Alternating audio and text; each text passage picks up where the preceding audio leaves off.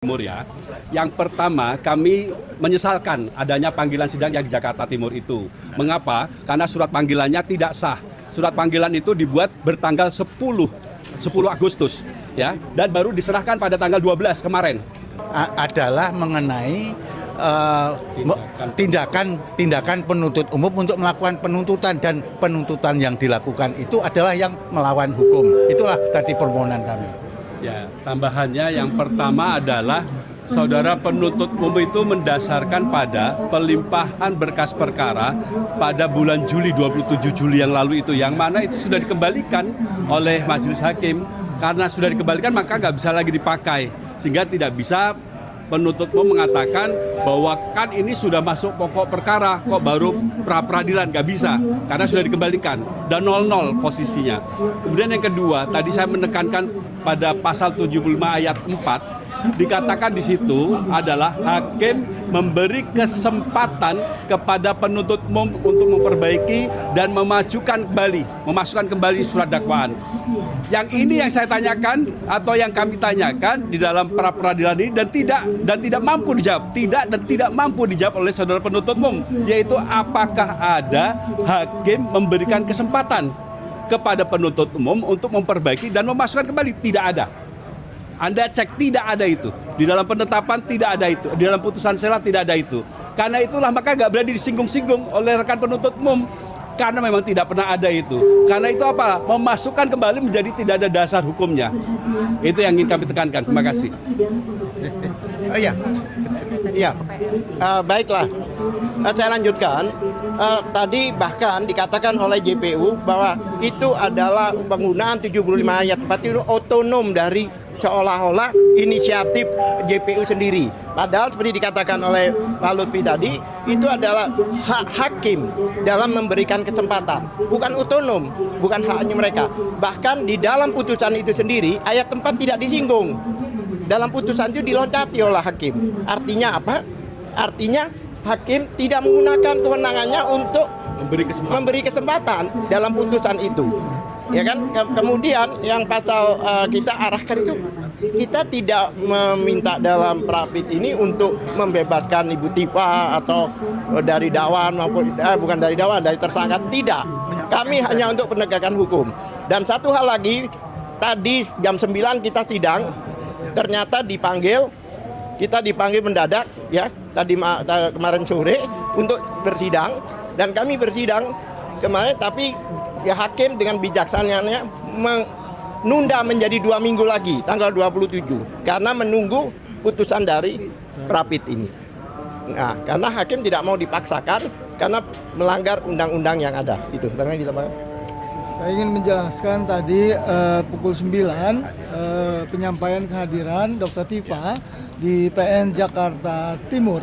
Pukul 9 ketika ditanyakan oleh majelis hakim ketidakhadiran beliau, tetapi prinsipal kami pada saat itu dalam perjalanan dan kemudian ada kecelakaan sehingga menghambat prinsipal sampai ke pengadilan Jakarta Timur. Dan tentu saja ini kami ingin sampaikan sebagai advokat Dr. Tifa bahwa ada itikat baik dari Dr. Tifa sendiri untuk hadir dan kemudian datang meskipun itu terlambat. Lalu ini perlu disampaikan pada teman-teman media, artinya beliau hadir dan kemudian datang untuk mengikuti sidang yang tadi pukul 9 di Pengadilan Negeri Jakarta Timur. Gimana teman-teman semua? Oke, ada tambahan saya terkait persidangan yang di Jakarta Timur ya. Yang pertama, kami menyesalkan adanya panggilan sidang yang di Jakarta Timur itu. Mengapa? Karena surat panggilannya tidak sah. Surat panggilan itu dibuat bertanggal 10 Agustus ya, dan baru diserahkan pada tanggal 12 kemarin ya. Padahal menurut KUHAP paling lambat itu 7 hari sebelum diterima ya. Oleh karena itu kami menyesalkan betul langkah-langkah hukum yang dilakukan oleh penuntut umum dalam proses persidangan pokok perkara ini, seolah-olah ingin menghindari proses persidangan pra-peradilan. Itu saja persesalan kami, semoga penuntut umum bisa menyadari masalah ini. Terima kasih. Cukup ya?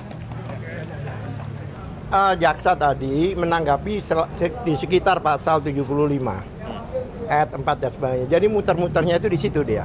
di ayat 75 pasal 75 ayat 4. Yang mana di situ kan hakim memberi kesempatan. Yang mana di putusan itu tidak ada menyatakan hakim memberi kesempatan, tidak ada. Ya kan? Bahkan dia bilang itu adalah otonom, adalah hak jaksa. Oh tidak, itu inisiatif hakim. Bahkan dalam putusannya itu sendiri itu tidak disinggung ayat 4 itu, yaitu memberikan kesempatan tadi. Nah, kemudian masalah pra-peradilan itu diatur ada namanya generalis, ada namanya spesialis. Di pasal 1 poin 15 itu yang dinamakan penuntutan itu juga ranah pra-peradilan juga. Di definisi pra-peradilan itu termasuk penuntutan. Memang di spesialisnya nggak ada, tapi di satu undang-undang yang sama, ya kan? Bukan di konsiderasinya, bukan di pertimbangannya, bahkan di pasal 1 ayat 15 menyatakan demikian. Jadi dikatakan, oh tidak ada itu penuntutan dalam pengadilan. Siapa bilang? Di ayat 15 pasal 1 itu dinyatakan termasuk penuntutan. Penuntutan itu termasuk adalah ranah dari pra-peradilan. Seperti itu. Jadi banyak yang nggak pas tuh, ya kan? Dia tidak mendasarkan pada putusan. Hakim bahkan merujuk ke pasal banding 206. Ayat 4 tidak disinggung. Bahkan di situ di dalam putusan itu konsidernya 206. 206 itu adalah perlawanan melalui banding. Itu maksudnya. Dan permohonan kami itu kamu itu salah pakai ini aja. Bukan kita mau bebas, enggak. Tidak ada permohonan minta bebas, minta di status tersangkanya dibatalkan, enggak ada. Murni untuk penegakan hukum, tujuannya untuk masa depan supaya tidak terjadi hal-hal seperti ini lagi. Karena ini KUHP yang baru, ya kan, mudah-mudahan putusannya nanti menjadi jurisprudensi untuk perkara-perkara yang akan datang. Pak, terkait dengan besok menghadirkan bukti-bukti bagaimana, Pak? Sidang besok. Kami bukti ada. Bukti ya putusan pengadilan itu termasuk bukti kan? Putusan pengadilan, kemudian saksi-saksi, ya kan? Saksi-saksi yang hadir di dalam persidangan itu. Bahkan kami ada bukti flash disk dari media ya sebenarnya, ya kan? Itu adalah rekaman suara pada waktu hakim memberikan pertimbangan itu. Ada nggak ayat 4-nya? Ya, supaya hakim ini lebih yakin bahwa memang hakim tidak menggunakan kewenangannya untuk memberikan kesempatan itu proaktif, diberi ini loh. Tapi enggak. Bahkan dikatakan tadi itu adalah otonom maupun hak dari jaksa. Padahal pasal itu yang diberi hak penuh adalah hakim, bukan jaksa. Jadi kami cuma mau lawan kami silakan, tapi yang benar pakai ini, bukan selesai tidak, silakan. Tapi menggunakan pasal yaitu banding. Itu aja. Terkait Dokter Tifa, Pak, sebelumnya kan Dokter Tifa. Oh ya, tadi kan ada persidangan, tahu ya? Iya. Tadi ada persidangan, memang ada panggilannya itu kurang dari 24 jam, ini seharusnya tidak keliru ya. Ya kan?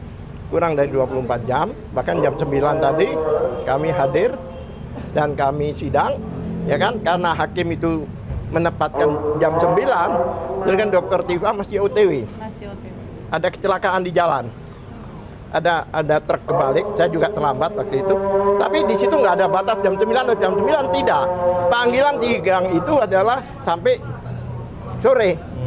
Kan seperti nunggu dan sebagainya. Bukan jam 9, kalau jam 9 nggak datang, nggak. Ini bukan naik kereta api, bukan.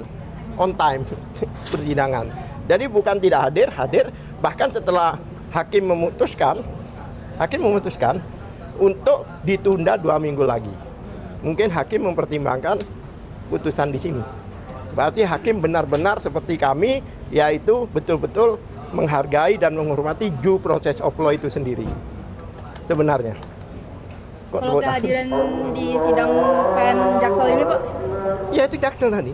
Itu ditunda sampai tanggal 27, 2 minggu. Itu PN Timur. Itu PN Timur. Oh selatan. Iya, kehadiran Dokter Tifa hari ini di PN Selatan. Hah?